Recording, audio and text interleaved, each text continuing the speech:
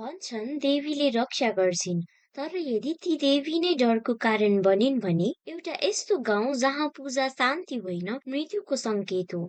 आज हामी खोल्दैछौँ कुमारी फिल्मको ती रहस्यहरू। आजको यो भिडियोमा हामी एक्सप्लेन गर्न गइरहेका छौँ मलयालम फ्यान्टेसी थ्रिलर मुभी कुमारी, जसमा माइथोलोजी, अन्धविश्वास र सर्भाइभलको खतरनाक कथा देखाइएको छ। यो फिल्ममा हिंसा, अन्धविश्वास र डार्क रिचुअल्सहरू देखाइएका छन्। त्यसैले यदि तपाईहरूलाई सस्पेन्स, माइथोलोजी मन पर्छ भने यो भिडियो अन्त्यसम्म हेर्नुहोला।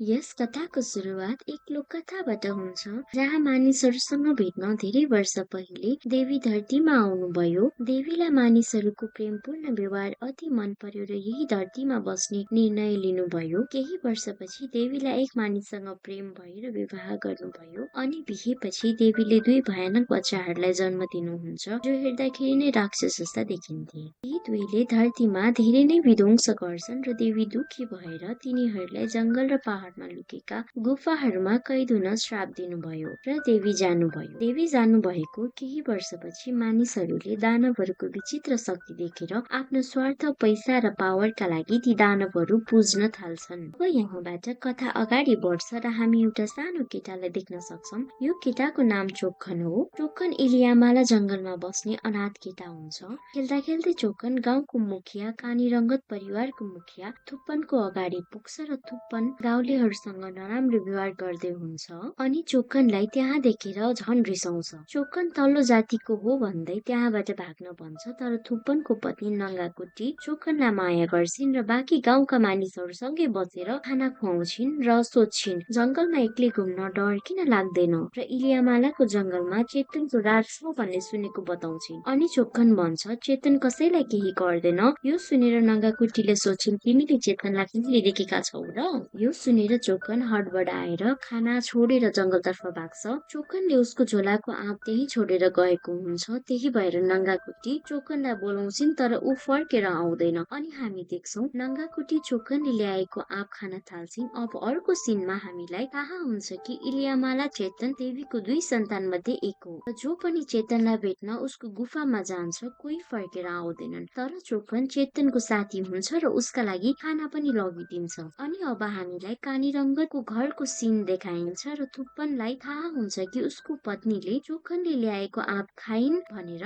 अनि थुप्पन धेरै रिसाउँछ र आफूलाई शुद्ध बनाउन घरको तलाउमा नुहाउन जान्छ अनि उसले चोक्खन पौडी खेलिरहेको देख्छ अनि यति देखेपछि रिसाउन थाल्छ। थुप्पनको अनुसार चोक्खन त्यस तलाउमा पौडी खेलेको हुनाले त्यो तलाउ दूषित भयो। त्यही रिसको चोकमा चोक्खनलाई टाउकोमा ढुङ्गाले हानेर मारिदिन्छ। यति कुरा उता जंगलमा चेतनले थाहा पाउँछ र रिसाएर पुरा गाउँलाई नै श्राप दिन्छ, जसको कारणले गाउँका मानिसहरू मर्न थाल्छन् अनि सबैजना गाउँको मुखिया थुप्पनसँग मद्दत माग्न आउँछन्। तर यता थुप्पन आफै श्रापको शिकार बनिसकेको हुन्छ। देवीको पूजा आराधनाका साथै मद्दत माग्दा पनि केही नभएपछि देवीको अर्को सन्तान गढीदेवनको आह्वान गर्छन्। चन्द्र ग्रहणको रात तन्त्र मन्त्रद्वारा गढीदेवनसँग मद्दत माग्छन् र उसैले कानी रंगतको परिवारलाई यस श्रापबाट छुटकारा दिलाउँछ। अब कहानी अगाडि बढ्छ र हामीलाई केही वर्षपछिको सिनमा कुमारीलाई देखाइन्छ। कुमारीको आमा बुबा यस दुनियाँमा हुँदैनन् र उनी उसको दाइ जयन उनीहरूको अंकल आन्टीसँग बस्दै आएका हुन्छन्। यस क्रममा कुमारीको लागि कानी रंगत परिवारबाट ध्रुवनको कुरा आउँछ।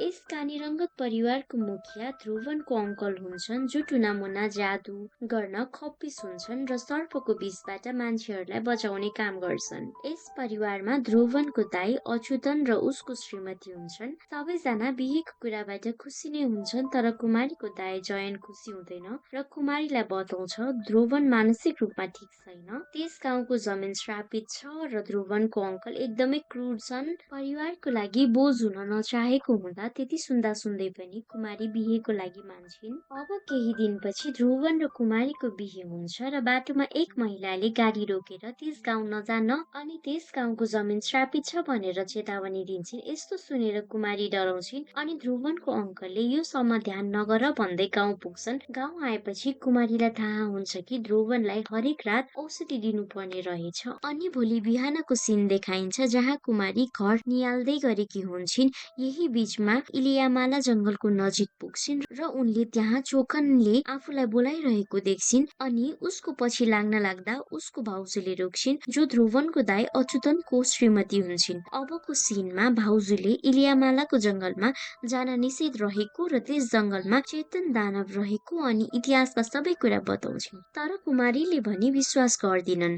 अब नेक्स्ट सीनमा राति कुमारीले भयानक सपना देख्छिन्। सपनामा लतपत एक महिलाले बच्चा काखमा राखेको र कुमारीलाई बोलाइरहेको देख्छिन्। त्यति नै बेला उसको निन्द्रा टुट्छ अनि यता ध्रुवन सुतेको हुँदैन र उसलाई आफ्नो नराम्रो सपनाको बारेमा सुनाउन थाल्छिन्। अब यता ध्रुवनले एउटा लट्ठी आकृतिको वस्तु कुमारीलाई दिन्छ र यो समातेर सुत्नाले नराम्रो सपना नआउने बताउँछ। अब यता भोलि बिहानको सीनमा हामी देख्छौं कि किसानहरूले यो पालि अन्नपात धेरै उब्जाउ नभएको र पहिले जस्तो धेरै कर जम्मा गर्न नसक्ने बताउँछन्। ती सुनेर अच्युतन र उसको अङ्कल रिसाउँछन् र एक किसानले उनीहरूलाई लोभी शोषकी भन्न थाल्छन्। ती सुनेपछि ध्रुवन चुप लागेर बस्न सक्दैन र यहाँबाट जान भन्छ।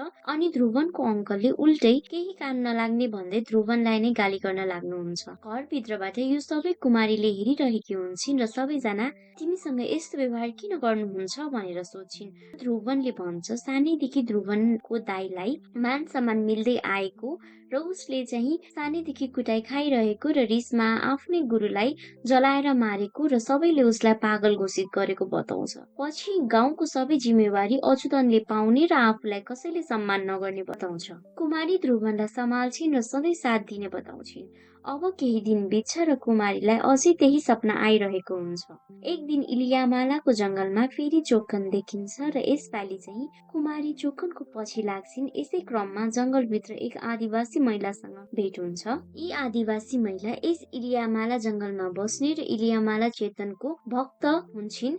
यो महिलाले कुमारीलाई बताउँछिन् कि यस गाउँले धेरै समयदेखि तिम्रो बाटो कुरिरहेको छ र यस बेला तिमी गर्भवती छौ र आफ्नो परिवारले नै तिम्रो बच्चालाई मार्ने कोसिस गर्नेछन्। त्यो सुनेर कुमारी एकछिन डराउँछिन्। जुन दिन तिमीलाई यो कुरा थाहा हुन्छ त्यो दिन सिधै यो जंगलमा आउनु र इलियामाला चेतनले तिम्रो बच्चाको रक्षा गर्नेछन्। यस्तो कुरा सुनेर कुमारी डराएर त्यहाँबाट भाग्छिन्। जंगलको गेटमा कुमारी ढल्छिन् र उनलाई जचाउन वैद्य बोलाइन्छ र उनी गर्भवती छिन् भनेर सब परिवारलाई थाहा हुन्छ। यो खबर सुनेर अच्युतन दुखी हुन्छ भने ध्रुवन र उसको काका खुसी हुन्छन्। अब ध्रुवन कुमारीलाई भन्छ तिमीले यो परिवारलाई बच्चा दिएपछि सबैले हाम्रो सम्मान गर्छन् अनि मलाई पनि इज्जत गर्छन् जुन अहिलेसम्म अच्युतनले पाउँदै आएको छ। अब हामी देख्न थाल्छौं कि ध्रुवनको भाउ बढ्दै आएको र उसको आत्मविश्वास बढ्दै आएको हुन्छ। केही दिनपछि ध्रुवनको काकाले अच्युतनको साटो ध्रुवन यस गाउँको मुखिया बन्नेछ भन्ने कुरा घोषित गर्छन्।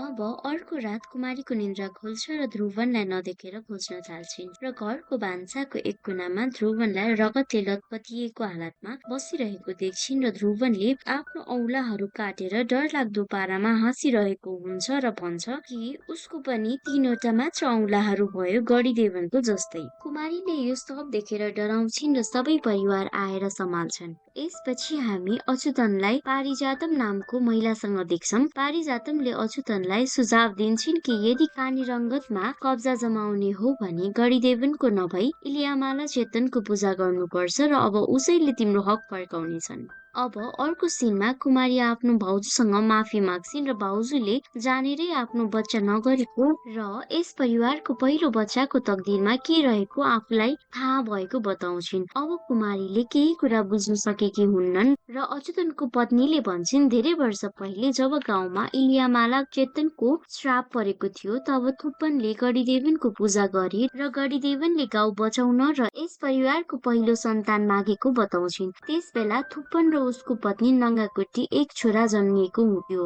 आफूलाई श्रापबाट मुक्त गर्न थुप्पन र उसको बच्चा गढीदेवनलाई सुम्पेको हुँदो रहेछन्। गढीदेवनले त्यस बच्चालाई खान्छ र गानीरङ्गतको श्रापबाट यस परिवारलाई मुक्त गराउँछ र नङ्गाकुटीले आफ्नो ज्यान दिन्छन्। यति सुनाएपछि भाउजूले कुमारीलाई घरको माथिको कोठामा लिएर जान्छन् र एक भयानक दृश्य देखाइन्छ। यस कोठामा एक हड्डी मात्र बाँकी रहेको हुन्छ। एक डरलाग्दो व्यक्ति देखाइन्छ र ऊ धेरै दुखाइमा रहेको हुन्छ। अब भाउजूले यो थुप्पन हो र आफ्नो कर्मको कारणले यो हालतमा आज पनि यही घरमा रहेको बताउँछिन् र यो 12औं जेनेरेसनसम्म गढीदेवनले नै यो परिवारको रक्षा गरेको र उसलाई फेरि बलि चाहिएको बताउँछिन्। आफ्नो बच्चालाई बचाउने भए इलियामालाई चेतनको मद्दत लिनुपर्ने बताउँछिन्। यता ध्रुवनको काकाले अच्युतनको पत्नी र कुमारीलाई कुरा गरेको सुनेर उसको भाउजूलाई मारिदिन्छन्। आफ्नो बच्चालाई बचाउन कुमारी राति इलियामालाको जंगलमा जान्छन् र त्यहाँ त्यही आदिवासी महिलासँग भेट हुन्छ र उसले चेतनलाई बोलाउन एउटा मन्त्रवाला सानो किताब दिन्छन्। त्यो महिलाले कुमारीलाई इलियामालाको गुफासम्म ल्याइदिन्छन्। कुमारी डराउँदै अघि बढ्छिन् र अलि पर कालो छाया जस्तो केही देखिन्छ। त्यसले कुमारीको कोखमा हात राखेर उसको बच्चा बचाइदिने बाचा गर्छ र एउटा सानो यन्त्र पनि दिन्छ।